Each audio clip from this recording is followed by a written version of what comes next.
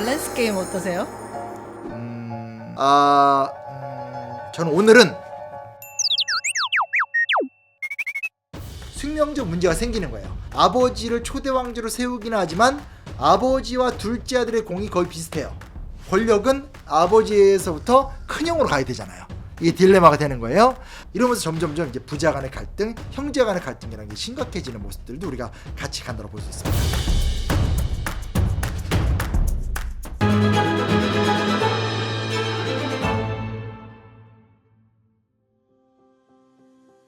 안녕하세요. 현재 사는 심용환의 심용환입니다. 현재 사는 심용환, 현재 사는 심용환. 자, 오늘 무슨 얘기하는 거예요? 중국 황제 밸런스 게임 어떠세요? 누구부터 하지? 뭐 진시황? 진시황은 뭐 중국의 일단 이제 진시황 유명은 한데 진시황은 패스. 왜냐? 진시황 저희 다른 편에 있습니다. 그 영상 확인하시면 되고요. 당태조 아니면 뭐 한무제. 황제 밸런스 게임을 한다는 것은 누가 더 뛰어난 리더십을 보였느냐, 누가 더 백성을 위해서 가치 있는 삶을 살았느냐. 저는 당태종 이세민. 제가 한무제를 먼저 좀 설명을 해드릴게요. 한무제는 한나라 때 7번째 황제로서 실크로드를 발견했고 흉노를 정벌했고 유교를 국교화를 했고 통제 경제 정책을 펼쳤다. 그래서 황제 지배 체제 및 황제 국가로서의 전통 중화 질서를 확립한 인물이다. 이렇게 키워드별로 가면 재미가 없습니다. 한무제가 정말 어떤 사람이었는가를 조금 더 딥하게 들어가 볼게요. 한무제의 아버지는 한경제예요. 그리고 할아버지는 한문제예요. 한무제는 오늘날 우리한테는 한나라를 대표로 하는 황제로 등장하지만 중국의 전통 사서에는 한무제가 그렇게 긍정적 평가를 받지 못하고 그 앞에 있었던 한문제와 한경제를 되게 최고로 칩니다. 한문제와 한경제를 한나라 때 태평성세로 봐요. 근데 한무제가 그 이후에 등장했다는 건 뭐냐면 이 태평성대의 약점을 치료하는, 요게 핵심이었다는 거죠. 황제의 지배 체제를 강화한 건 맞는데 왜 황제 지배 체제를 강화했냐? 요 얘기를 좀 설명을 드릴게요. 진시황이 추진했었던 법가의 사상이 지나치게 엄격하기 때문에 쓸모가 없다. 이게 너무 문제가 많다. 이건 분명했는데 그 체제가 무너졌어요. 새로운 나라를 세우다 보니까 혼란스러운 거죠. 기원전 140년 10월 달에 한무제가 선비들, 똑똑한 사람들을 쫙 모아서 야, 이 나라를 어떻게 이끌어갔으면 좋겠어? 라고 제안을 합니다. 그때 이 100여 명의 선비들이 자신의 생각을 글을 써서 딱 내는데 그 중에서 동중서라는 사람이 있었습니다. 근데 이제 동중서의 핵심적인 생각은 뭐냐면 유교 중심으로 사상을 재편한다는 거죠. 그리고 유교 사상으로 무장된 관료들이 황제 옆에서 이 소위 말하는 국정 운영을 체계적으로 운영을 해야 된다는 거예요. 이걸 동중서가 대일통 이런 개념으로 딱 설명했습니다. 하늘도 하나이고 하늘의 뜻도 하나이고 하늘의 아들인 황제도 하나이니 황제를 다스리는 백성의 나라도 하나고 황제의 나라를 운영하는 원리도 하나인 거죠. 황제 지배체제와 유학 사상가들이 생각하는 민본주의 사이에 적절한 타협을 이루어냈던 시기가 이 시기였다고 볼 수 있는 거죠. 근데 여기 하나 전제가 있습니다. 뭐가 있냐면 황제가 대신에 적극적으로 통치를 해야 돼요. 그래서 이 당시에 동중서만이 아니라 이 당시 유학사상가들의 핵심적인 생각은 뭐냐면 황제의 지배권을 높여주되 그 황제는 성실한 군주가 되어야 되는 거예요. 그래서 열심히 공부하고 열심히 국정 운영하면서 계속 귀족들을 억누르고 백성을 위한 통치를 펼쳐야 된다는 거죠. 그 다음 중요한 게 뭐냐면 이 당시에 이제 실제로 뭐 조조라든지 상웅양이라든지 장탕 같은 되게 유능한 관료들이 많이 등장을 하게 됩니다. 이 개입주의자들의 특징이 뭐냐면 국가의 적극적인 개입인데 당시의 상인이나 귀족들이 부를 얻는 수단이 뭐냐라는 거예요. 봤더니 소금과 철이라는 거예요. 그래서 국가가 소금과 철을 전매화를 시키는 거예요. 전매화를 시켜버리면 쉽게 말하면 국가가 이익을 독점하게 되잖아요. 국가가 이익을 독점하게 되면 상인이나 귀족이 경제력이 약화가 될 수밖에 없으니까 얘네들을 통제하기 쉬운 거예요. 그리고 이걸 독점하면 쉽게 말하면 국가가 부를 갖게 되니까 이 부를 적절하게 재분배할 수 있죠. 국가가 철과 소금을 전매하면서 사회에 있는 주요 이윤을 독점하는 것을 전제로 해서 이 힘으로 상인과 귀족의 발호를 억제하고 반대편으로 농민들의 생활을 향상시킨다라고 하는 전형적인 국가 개입 같은 특징이 이때 등장을 하게 되는 거예요. 그럼 갑자기 궁금해지지 않나요? 그래서 한 문제나 경제 뭘 했는데, 이거는 단박에 중국사를 사보시면 됩니다. 이런 측면에서 당태종 이세민에 비해서 안 된다. 당태종 승! 홍태조, 조광윤, 청나라의 그 강희제 중 한 명을 고르신다면? 점점 어려워지는데 저만 보고 계시지 말고 여러분도 한번 골라보세요. 저는 송태조, 조광윤을 고르겠습니다. 조광윤 승! 떨어진 강희제부터 말씀을 드리도록 하겠습니다. 강희제는 청나라의 네 번째 황제라고 합니다. 3번의 난을 진압해서 만주족의 중국 지배를 완성했고 타이완을 점령했고 신장 위구르와 티베트까지 점령을 해서 거의 오늘날 그 중국의 원형을 만들었다. 옛날에는 북방민족의 유동성이 되게 강했거든요. 그러니까 우리 입장에서 괜찮죠. 왜냐면 우리가 북방민족과 중국 세력 사이에서 적절히 균형을 맞추면서 이제 우리 민족의 어떤 자주권을 도모하는데 참 유리했었거든요. 결국은 강희제가 등장하게 되면서 만주부터 지금 티베트까지가 다 중국 땅이 돼버리는 걸로 나와버리니까 사실 지금 우리 입장에선 중국이 지나치게 너무 크고 한중일이라는 구도 속에서 참 헤어나오기 힘들잖아요. 이건 답답한 게 맞아요. 그래서 이분을 떨어뜨린 건 아닙니다. 강희제의 업적이라는 것은 결국은 영토 확장 쪽에 성격이 강하고 조광윤은 그것보단 가치를 선택했고 보다 나은 구조를 선택했다는 측면에서 저는 이제 조광윤을 선택한 거죠. 제 입장이 절대 진리는 아니에요. 그러니까 뭐 본인은 따라 입장이 있을 수 있는 거니까 재밌자고 하는 게임입니다. 핵심이 뭐냐면 누르와치와 홍타지 시대를 겪으면서 만주와 몽골 일대를 통일했었던 게 청나라인데 그때 명나라가 알아서 무너져요. 그래서 내부 반란이 일어나서 이자성이라는 사람이 명나라를 무너뜨린 거예요. 변방에서 만리장성에서는 오삼계를 비롯해서 수많은 장군들이 청나라를 간신히 막아내고 있는데 소위 말하는 청나라 쪽에서 제안을 해요. 야, 그렇게 하지 말고 함께 쳐들어가자. 그래서 오삼계, 경정충, 상가이 등 만리장성을 지키고 있던 명나라의 유장들이 청나라랑 연합을 해서 쳐들어와서 중국을 점령한 거예요. 그래서 이 사람들이 그 공로로 소위 말하는 3번이라고 해서 오삼계는 윈난 일대, 경계무는 푸젠 일대, 상가이는 광저우 일대, 그러니까 중국 남부의 주요 지역을 다 이 세 명한테 준 거예요. 그래서 이 사람들을 번왕이라 불러요. 청나라가 되긴 됐는데 이 청나라가 껍데기는 하나의 나라인데 이면적으로 봤을 때 나라 절반은 과거 명나라 장군들이 갖고 있어요. 그러니까 강희제 입장에선 하나의 단일한 청나라를 세우려면 뭐부터 해야 되겠어요? 이 세 명을 무너뜨릴 수밖에 없어요. 그래서 결국은 이 세 명과의 전투를 통해서 이 세 나라를 무너뜨리죠. 이걸 갖다가 3번의 난이라고 그래요. 진정한 의미에서 이 만주족의 중화 지배라는 게 강희제를 통해서 시작이 된 거예요. 명나라에 대한 충성심이 강했던 사람들이 많아요. 명나라를 부흥시키려고 하는 사람들이 모여서 타이완으로 넘어가는데 그 지도자가 정성공이에요. 여기서 하나 중요한 게 뭐냐면 그 전까지 타이완은 중국 영토가 아니었어요. 타이완은 일종의 이 남중국해를 오가는 해상 세력들의 집합지였던 거죠. 근데 이곳으로 정성공 세력이 들어가 버린 거예요.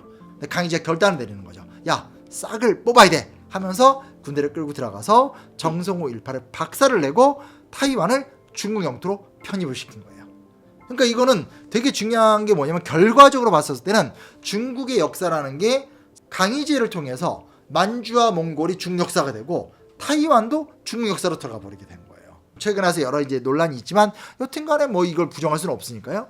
청나라 두 번째 왕조였던 홍타이지가 있어요. 홍타이지가 몽골을 점령하거든요. 근데 몽골인들은 티베트 불교를 믿었거든요. 그래서 홍타이지가 자기 아들 중에 한 명을 파견했어요. 그 이름이 갈단이에요. 티베트로 가서 라마승이 되면서 쉽게 말하면 오늘날 신장 위구르하고 티베트 일대의 지도자가 된 거예요. 강희제 입장에서 자칫하면 고향을 다 잃어버리는 거예요. 나는 만주에서 내려왔는데 지금 만주부터 티베트까지 지배권을 뺏길 것 같죠. 그래서 대원정전을 벌입니다. 그래서 이 세 번째 정복전쟁인데 결국 군대를 끌고 올라가가지고 치열하게 싸워서 이 갈단 일파를 완전히 구석에 몰아넣어서 갈단을 자결하게 만들어버려요. 결정적 사건인 거죠. 뭐냐면 강희제를 통해서 만리장성 이남의 전통적인 중국과 원래는 중국의 영역이 아니었었던 만주, 몽골, 그리고 신장 위구르, 티베트, 타이완까지가 다 중국이 돼버린 거예요. 사실 이게 우리한테 별로 안 좋아요. 중국이 너무 이게 거의 2배 팽창한 거거든요. 새로운 중국이 만들어진 거예요. 중국 근현대 역사에 결론적으로 본인이 의도하지는 않았지만 새로운 길을 열었던 거고, 한중일 관계에서 가뜩이나 원래 중국의 비중이 컸는데 더 커지게 만든 사람이고, 우리 입장에서는 좀 힘든 거죠. 마지막으로 두고두고 당태종 이세민과 송태조 조광윤 이 둘 남았는데 이 둘 중에 한 명을 탁 고르신다면 최종 후보. 난 정말 이거 못 고르겠어. 그래도 골라주셔야죠. 너무 어렵지만 저는 오늘은 당태종 이세민을 선택하도록 하겠습니다. 조광윤의 유명한 고사 중에 배주석 병권이라는 게 있어요. 천하를 이렇게 세울 때 보면 동지들이 있잖아요. 근데 통일하고 나면 성공한 지도자가 무슨 짓을 하는지 아세요? 자기 동지들을 죽여요. 왜냐면 황제 지배권을 강화해야 되니까. 거기서 나온 말이 유명한 게 토사구팽이잖아요. 그런 주원장 같은 사람은 명나라를 세운 다음에 무려 10만 명이 넘는 사람을 죽였어요. 어마어마하게 죽였어요. 근데 사실상 거의 유일하다 한 게 송나라를 세웠던 조광윤은 어느 날 동지들을 다 모아요. 그래서 같이 술을 마시죠. 술을 마시다 갑자기 조광윤이 막 우는 거예요. 그 옆에 있었던 막 장군들이 황제님 뭐 이러면서 왜 우십니까 하니까 막 울면서 내가 사정이 이러이러해서 지금 신하들이 당신들을 죽이라고 하는데 난 도저히 못하겠네. 이거 진짜 너무 속상하네 하니까 신하들이 그 얘기를 듣더니 그 다음날 다 관직을 내려놓고 다 고향을 떠난 거예요. 그리고 조광윤도 그 자손까지 다 생명을 책임져줬다라는 아주 드문 일화를 갖고 있는 덕의 군주라는 특징을 갖고 있어요. 또 하나는 뭐가 있냐면 조광윤과 이 송나라가 과거 제도를 도입하거든요. 지금이야 뭐 이게 일반적인 거지만 AD 1000년경 기준으로는 세계에서 유일한 능력주의적인 인재 선발 제도를 만든 거거든요. 기회가 되면 노비조차도 관료가 돼서 양반이 될 수 있는 기회, 사대부가 될 수 있는 기회를 줬기 때문에 그런 부분들도 있고, 뭐 당성 변혁기란 말도 쓰지만 시장이나 자본주의가 굉장히 높은 수준을 발달하는데도 굉장히 큰 역할도 있고 이런 게 있어요.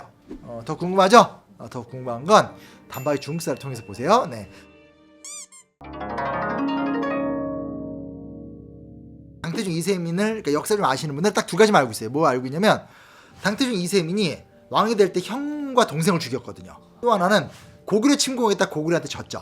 우리는 그 2가지만 알고 있지만 사실은 당태종 이세민은 그 2가지를 평가할 수 있는 사람이 아니에요. 때는 수나라의 멸망기였죠.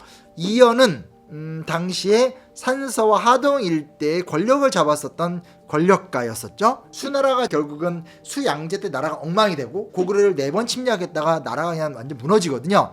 그거를 책임지려고 하지도 않고 술만 먹고 막 이런 상황이었었기 때문에 지금 나라는 망해가고 있어요. 누구든지 이제 새로운 황제가 되면 되는데 당고조 이연은 기본적으로 수양제한테 좀 찍혔던 인물이에요. 그리고 이 사람이 어쨌든 통치는 잘했기 때문에 지방으로 좌천돼서 지역의 세력가로 지금 내려가 있는데 그 위치가 장안하고 가까워요. 그래서 밀고 내려오면 장안을 취하기 좋은 거죠. 뭐든지 황제가 되려면 수도를 장악해야 되잖아요. 근데 당고조 이연의 약점은 뭐냐면 장안으로 쳐들어가긴 좋은데 바로 위에 당시 엄청 잘 나가던 돌거리라는 세력이 있었어요. 그러니까 뭘 얘기하는 거냐? 밀고 내려가면 점령하기 좋은데 위에서 밀고 내려오는 걸 막는 게 보통 일이 아니죠. 자, 이런 이제 상황이 있었다는 걸 우리가 좀 기억할 필요가 있는 건데, 자, 이 상황에서 당고조 이연을 설득했던 사람이 둘째 아들 이세민이에요. 군대를 끌고 와서 가진 어떤 난관을 돌파하면서 장안을 점령하는 과정에서 사실은 아버지보다 더한 활약을 하죠. 아주 뛰어난 군사 지휘관으로서 아버지를 설득하고 형을 설득하고 리더십을 발휘하면서 전쟁에서 계속 승리하면서 사실상 통일전쟁의 주역이 돼요. 장안을 이제 점령한 다음에 지역을 할거하는 여러 세력들이 있잖아요. 그래서 그 세력들과 경쟁을 해서 이겨야 된단 말이에요. 첫 번째 경쟁자는 설거와 설인고 부자예요. 제일 처음 전쟁에서 패배했던 적도 있었어요. 하지만 결국은 이 부자의 군대 10만 대군을 확실하게 무너뜨리는 데서 가장 큰 공을 세웠던 건 당태종 이세민이었었어요. 근데 이 이세민의 리더십이 뭐냐면 이거예요. 전쟁이라는 게 물자전이잖아요. 그러면 사실 인내심 싸움인 거예요. 근데 여기서 중요한 게 뭐냐면 이세민은 뚝심 있게 잘 버텨요. 버티고 버티다가 상대 군세의 힘이 빠졌었을 때 그때 군대를 끌고 나가서 적을 완벽하게 무너뜨리는 전술. 이게 거의 이세민의 반복적인 성공 전략이에요. 누가 더 인내심을 발휘하느냐에서 이세민은 독보적인 모습을 보이게 돼요. 마지막 경쟁자로서 이밀과 왕세충이라는 세력이 있었어요. 이밀 같은 경우는 원래 엄청 잘 나가던 세력이었기 때문에 이현과 이세민이 이밀 밑에 있었거든요. 이밀이 무리한 행동을 했다 권력이 무너진 상태에서 거꾸로 이현 밑으로 들어왔다가 반란을 일으킨 거예요. 왕세충 같은 경우는 돌거리라든지 이제 남아있었던 그 수나라 유장들의 세력을 뭉쳐서 이제 또 힘을 발휘했었는데, 왕세충과의 싸움에서도 또 비슷한 방식으로 인내심을 발휘하면서 또 싸움에서 승리를 거둬요. 또 하나 굉장히 중요한 사실이 뭐냐면, 결국은 주요 격전지에서의 가장 큰 공을 세웠던 장군이 형 이건성이 아니라 이세민이었다라는 거죠. 어찌됐건 지도자는 아버지 당고주 이현이잖아요. 이세민은 둘째 아들이니까 큰형이 더 업적을 많이 세워야 되는데 이세민이 너무 잘하는 거야. 이미 여기서부터 숙명적 문제가 생기는 거예요. 그러니까 중국을 통일하면서 당나라를 세우는 과정에서 아버지를 초대 왕조로 세우긴 하지만 아버지와 둘째 아들의 공이 거의 비슷해요. 근데 순서상 권력은 아버지에서부터 큰형으로 가야 되잖아요. 이게 딜레마가 되는 거예요. 이러면서 점점점 이제 부자 간의 갈등, 형제 간의 갈등이라는 게 심각해지는 모습들도 우리가 같이 간다고 볼 수 있습니다. 되게 멋있는 장면이 뭐가 있냐면, 이세민이 마지막에 왕세충의 후발 부대였었던 두건덕의 부대가 있거든요. 이 부대를 완전히 무너뜨리면서 5만 명의 포로를 이렇게 딱 잡은 상태에서 두건덕도 잡아요. 그래서 두건덕을 이렇게 밧줄을 이렇게 묶은 다음에 낙양성에 이렇게 끌고 나오니까 왕세충이 도저히 내가 이세민을 이길 수 없다 해서 흰 옷을 입고 이제 항복을 하죠. 그러니까 두건덕은 처형당하고 왕세충은 유배를 가는 길에 죽어요. 이밀이라는 경쟁자도 죽였는데, 그러고 나서도 이자통, 두보기, 유흑달, 보공석, 양문간 등 당시 어찌됐건 이현과 이세민을 중심으로 한 당나라와 대적했던 모든 세력을 무너뜨리면서 중국을 통일합니다. 그러면 여기서 이런 반론을 할 수 있죠. 강희자랑 비슷한 거 아니에요? 얘기가 안 끝나요. 자, 그 다음에 현무문의 변이죠. 결국은 형을 죽여요. 형과 동생을 죽이고 아버지를 뒷방 늙은이로 만들어 버린 다음에 권력을 장악합니다. 이건 사료 입장 차이가 여러 개가 있어요. 그래서 아마 읽는 책마다 다 다르게 나올 거예요. 모든 진실이라는 것은 남겨져 있는 사료 중간 언저리 어딘가에 있을 거예요. 남아있는 사료들을 보면 현무문의 변 속에서 이세민은 욕망과 양심 사이 왔다 갔다 하는데 둘 다 갖고 있었던 사람이죠. 결국 이제 권력을 장악하게 되는데, 만약에 천하를 통일한 것만으로 끝난다면 여느 지배자랑 다를 바가 없는데, 그는 새로운 통치 방식의 길을 열어요. 균전제와 율령체제라고 배우는데, 백성들한테 토지를 나눠줘서 백성들을 자영농으로 만들어주고 법을 만들어서 통치를 잘했다, 이렇게 얘기해버리면 되게 훌륭한 통치자 끝이죠. 근데 여기서 중요한 질문을 할 수 있어요. 백성들한테 토지를 어떻게 나눠준 거야? 전쟁 과정 중에 수많은 경쟁자들과 싸우면서 다 이겼잖아요. 그러면서 막대한 토지가 국가 소유로 들어오는 거예요. 그러니까 그 국가 소유, 소위 말하는 공전을 재분배해서 백성들한테 나눠주면서 대규모의 자영농을 열어버린 거예요. 정말 대단하죠. 왜냐면 보통 우리가 알고 있는 건 전쟁에서 싸워서 이기고 끝! 보통 영웅들의 이야기는 그거잖아요. 근데 그게 아니라 이 당태종 이세민은 수차례 싸워서 이기면서 나는 어떤 안정적인 나라를 만들 것인가에 대한 플랜을 갖고 있었던 거죠. 싸워서 승리한 과정 속에서 획득한 방대한 토지를 공신들한테 나눠주는 것이 아니라 백성들한테 쪼개서 나눠주면서 이 당나라나 그 이후에도 중국이 굉장히 좀 민본주의적인 사회를 갈 수 있는데 큰 힘이 되는 전통을 만들었다는 거예요. 이런 것들은 한무제라든지 다른 황제들 속에서 찾아보기 쉽지 않아요. 근데 항상 중요한 게 뭐냐? 율령체제. 경제제도와 법제도는 같이 가야 된다는 거죠. 그렇게 토지를 공평하게 나눠주되 백성과 귀족 사이에서, 국가 운영의 합리성 사이에서 법적 통치 시스템을 완성시켰던 거죠. 정관정유라는 책을 전 읽어봤으면 좋겠어요. 오긍이라는 사람이 당태종과 신하들의 대화를 이렇게 묶어서 만든 책이에요. 당태종 이세민이 갖고 있는 여러 리더십이 있는데, 마지막 이 사람 리더십의 결정이 뭐냐면, 나에게 말을 해라, 나를 비판해라, 끊임없이 나에게 이야기를 하면서 소통하자. 이걸 주도 면밀하게 펼쳤던 사람이고, 그 중에 가장 대표적인 사람이 위징인데, 위징은 이세민을 돕던 사람이 아니라 이세민의 형이었었던 이건성을 돕던 사람인데, 진짜 웃겨요. 어느 날 본인이 기분이 좋은 거예요. 당태종 이세민이 집권 16년 차에 나는 내 자신의 욕망을 억제하며 나라를 다스리고 역사에 뛰어났던 군주를 악모하며 그들을 쫓기를 희망하오 하면서, 그러기 위해서는 덕행, 어진 정치, 공적, 이익의 도모가 중요하다고 생각하고 난 정말 최선을 다했다고 생각하는데 그대는 어떻게 생각하오? 근데 위징이 뭐라고 하냐면 안으로는 재앙과 혼란을 평정하고 나라 바깥으로는 오랑캐를 정복한 것이 폐하의 공업이고 도탄에 빠진 백성을 어루만져 저마다 생업을 갖게 한 것이 폐하께서 도모한 이익입니다. 다만 앞으로 멈추지 않고 분발하면 덕행과 어진 정치 또한 이루어질 것입니다. 스스로를 과장하지 말고 더욱 크게 노력하면 진짜 훌륭한 황제가 될 수 있을 것입니다. 그러니까 무슨 얘기냐면 잘은 하셨는데 앞으로 더 잘하셔야 되고 더 잘하시면 고대 성왕의 한 절반 정도 할 수 있습니다.